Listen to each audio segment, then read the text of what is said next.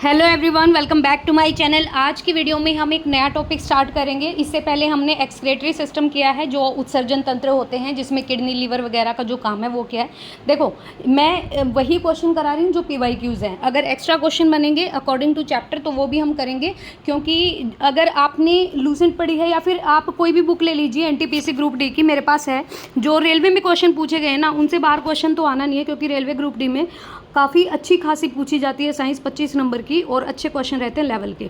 तो वो भी मैं स्टार्ट करूँगी, लेकिन इस सीरीज़ के बाद जैसे ये PYQs हो जाते हैं अपने ख़त्म, उसके बाद मैं आपको सीधा बुक से कराऊंगी, ठीक है। और आज का जो टॉपिक है वो है प्रजनन तंत्र, रिप्रोडक्शन सिस्टम। अच्छे से समझिएगा। ह्यूमन बींग का बहुत ईजी होता है, लेकिन प्लांट किंगडम का जो रिप्रोडक्शन सिस्टम होता है वो थोड़ा सा डिफिकल्ट होता है, क्योंकि उन चीज़ों को हमने माइनर वे में पढ़ा है। फर्स्ट क्वेश्चन है, पुरुषों में गुणसूत्र का निम्न में से कौन सा संयोजन पाया जाता है। मैं आपको पहले ही बता दूं कि जो बेबी का जेंडर होता है, मतलब लड़का होगा या लड़की, ये पुरुष पे डिपेंड करता है 110%। मतलब महिला का इसमें कोई रोल नहीं होता, क्योंकि पुरुष के अंदर एक क्रोमोसोम जो Y नाम का होता है वो अलग पाया जाता है, जबकि महिला में XS होता है।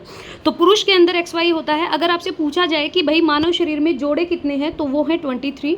और आपको अगर मतलब जोड़े ना दे के वैसे पूछे तो 46 क्रोमोसोम होते हैं, जिसमें से 22 जोड़े महिला के होते हैं, और महिला और पुरुष के समान होते हैं, लेकिन पुरुषों में एक जोड़ा अलग होता है। देखो, आप इस चीज़ से याद रखिएगा कि जो जेंडर होगा ना, लड़का या लड़की होगा, बेबी बॉय होगा या गर्ल, वो पुरुष पे डिपेंड करता है, मेल के क्रोमोसोम पे डिपेंड करता है, क्योंकि उसके अंदर XY होता है, बाकी फीमेल में XS होता है।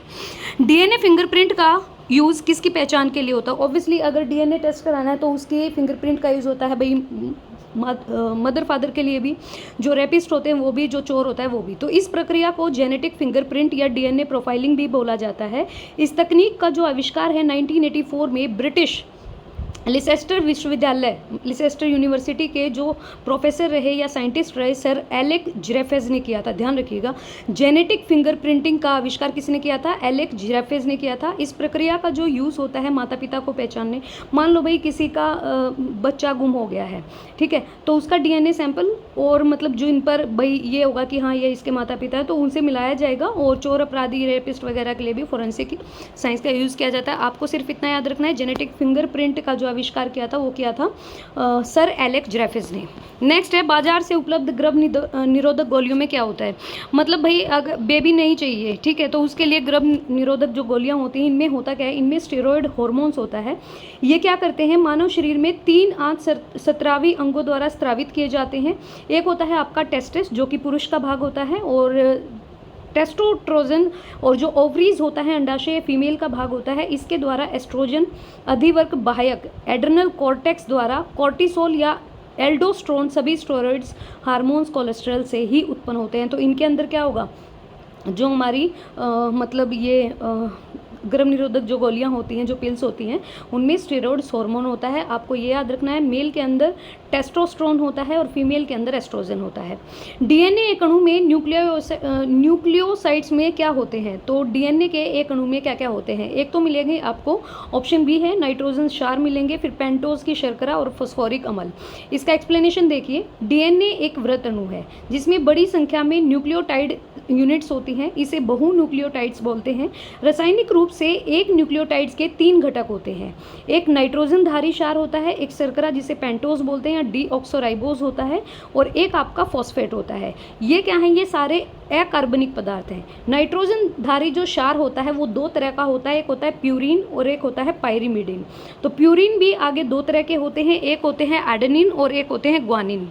तो पायरिमिडिन में 2 तरह के होते हैं। DNA में याद रखिएगा, DNA और RNA में एक ही फर्क होता है, DNA में एडेनिन और ग्वानिन होते हैं, और पायरिमिडिन इतने अंदर नहीं जाना है, साइटोसिन और थाइमिन होते हैं। तो आपको DNA में ये 4 याद रखने हैं ज़रूर। ग्वानिन होता है, साइटोसिन होता है, थाइमिन होता है और एडेनिन होता है। तो नाइट्रोजनधारी क्षार के आधार पर 4 तरह के न्यूक्लियाइड्स मिलते हैं DNA के अंदर। एक प्राणी जो बडिंग द्वारा पुनर्उत्पादित हो सकता है। अगर आपने 9th या 10th क्लास की साइंस पढ़ी है तो उसमें बहुत अच्छे से दे रखा है बडिंग के बारे में। बडिंग को ही मुकुलन कहते हैं। इसमें क्या हो सकता है, एक तो ब्रायोफाइलम होता है, एक खमीर होता है, एक हाइड्रा होता है। तो ये सारे होते हैं। कैसे, देखिए, जो आपका खमीर होता है यीस्ट, और जो आपका हाइड्रा होता है, ये क्या करते हैं, मुकुलन करते हैं, बडिंग करते हैं, मतलब कलियों के द्वारा भी पूरा बन जाता है। एक छोटा सा हिस्सा इनका रह गया तो पूरा बन जाएंगे। किंतु ब्रायोफाइलम या फिर पत्थर चट्टा ये कैसा होता है, ये होता है वेजिटेटिव प्रोपेगेशन। वेजिटेटिव प्रोपेगेशन का आपको पता होना चाहिए, बीज से उत्पन्न होना। मुकुलन क्या होता है, मुकुलन शरीर की कोशिका या कोशिका में बार बार विभाजन हो रहा है, ठीक है, डिस्ट्रीब्यूशन हो रहा है, उससे एक उभार आ रहा है, तो ये नए जीव का जन्म होता है। बडिंग बिल्कुल याद रखिएगा, मुकुलन से पूछा जाए तो बडिंग से रिलेट करना।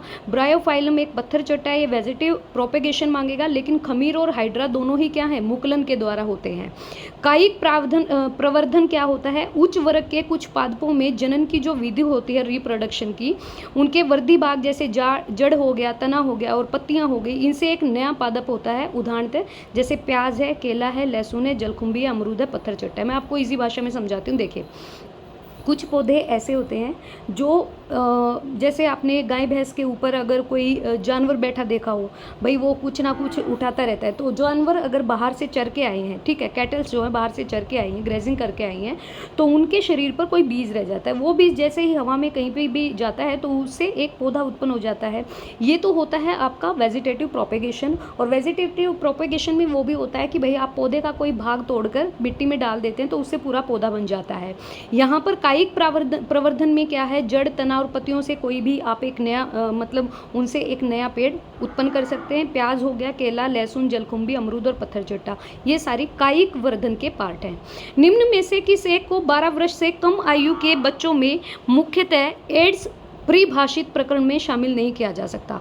1 माह से ज़्यादा तक कफ का होना, वजन घटना या फिर जीर्ण अतिसार हो जाना या लंबित ज्वरावस्था, मतलब बुखार चढ़े रहना। तो 1 माह से अधिक लगातार अगर कफ है आपको तो इसको एड्स की श्रेणी में नहीं रखा जाएगा। एड्स के कुछ लक्षण होते हैं, एक तो ये दिमाग पे असर डालता है जिससे बच्चे में मिर्गी पड़ती है, मतलब मिर्गी के दौरे आते हैं, आपने देखा भी होगा। बच्चों में साधारण सी बीमारियां जैसे कान में इन्फेक्शन हो गया, सर्दी है, पेट में दर्द है, डायरिया है, ये हो जाता है, निमोनिया होने लगता है, उसके फेफड़े में इन्फेक्शन होता है, फंगल इन्फेक्शन होने लगता है। और हम 1 दिसंबर को एड्स दिवस मनाते हैं, ये भी याद रखिएगा। तो इसमें मतलब 1 साल से जो बच्चे कम हैं वो एड्स का कोई वो नहीं माना जाएगा। मानव पुलिंग में कौन से क्रोमोसोम होते हैं? मानव में मैंने आपको बताया कि जो मेल होता है उसमें XY होता है, फीमेल में XX होता है। जोड़े पूछे तो 23, वैसे क्रोमोसोम पूछे तो 46, अगर पूछे कि कितने जोड़े समान हैं तो 22 आएगा, ये याद रखिएगा। आनुवांशिकता का पिता, ये आपने ग्रेगर मेंडल का नाम सुना होगा, इन्होंने मटर के पौधे पर ये आनुवांशिकता, अगर आपने साइकोलॉजी पढ़ी है, अगर आपने साइंस पढ़ी है तो इनका नाम आएगा, ग्रेगर मेंडल। प्रतिरक्षा विज्ञान के पिता कौन है हमारे? वो है एडवर्ड जेनर, मतलब इन्होंने क्या क्या था, वैक्सीन बनाई थी। उसके बाद वनस्पति शास्त्र के पिता हैं थियोफ्रेसिस।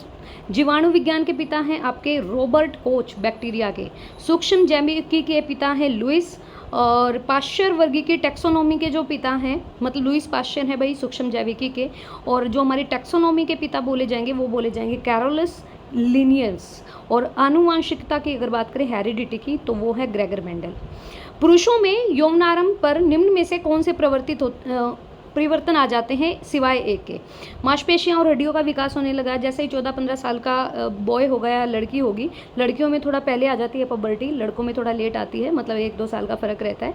तो मांसपेशियां और हड्डियों का विकास होगा, आवाज़ भारी होने लगेगी, फिर आपके बालों की वृद्धि होगी, फिर आपकी प्रोटेस्ट ग्रंथि की क्षीणता नहीं होती इसमें, तो ऑप्शन डी यहाँ पे करेक्ट रहेगा। कोई इसमें ये नहीं होता कि भाई प्रोटेस्ट ग्रंथि की कम हो जाएगी। पबर्टी में क्या होता है, उसमें जनन क्षमता आरंभ हो जाती है, यौनारंभ कहलाता है। स्त्रियों में 12 से 16 की आयु में, और तथा 12 से 16 वर्ष की आयु में पुरुषों में भी आरंभ हो जाती है, लेकिन लड़का थोड़ा 1-2 साल पीछे दिखता है। और पबर्टी के लक्षण क्या है? हड्डियों का विकास होगा, जो स्त्री हैं उनकी, मतलब जो लड़कियां हैं उनकी चेस्ट वगैरह का विकास होगा। जो मेल हैं उनके चेहरे, पेट, छाती पर बाल आ जाएंगे। महिलाओं के साथ ऐसा नहीं होता, केवल उनके जो रिप्रोडक्शन पार्ट है उन पर बाल आते हैं। नेक्स्ट है डीएनए का पूरा नाम क्या होता है? ये क्वेश्चन कई बार पूछा गया है। डीएनए का पूरा नाम होता है डीऑक्सीराइबोन्यूक्लिक एसिड। तो ये एक मैंने आपको बताया भी था, ये एक वृत्त अणु है, बड़ी संख्या में न्यूक्लियोइड्स होते हैं, इन्हें बहुन्यूक्लियोइड्स कहते हैं। रासायनिक रूप से 3 घटक होते हैं, एक नाइट्रोजन धारी क्षार होता है, एक पेंटोज डीऑक्सीराइबोज होता है, एक फॉस्फेट होता है। नाइट्रोजन धारी जो क्षार होता है उसमें आपके 2 तरह के क्षार पाए जाते हैं, एक प्यूरिन एक पायरिमिडीन।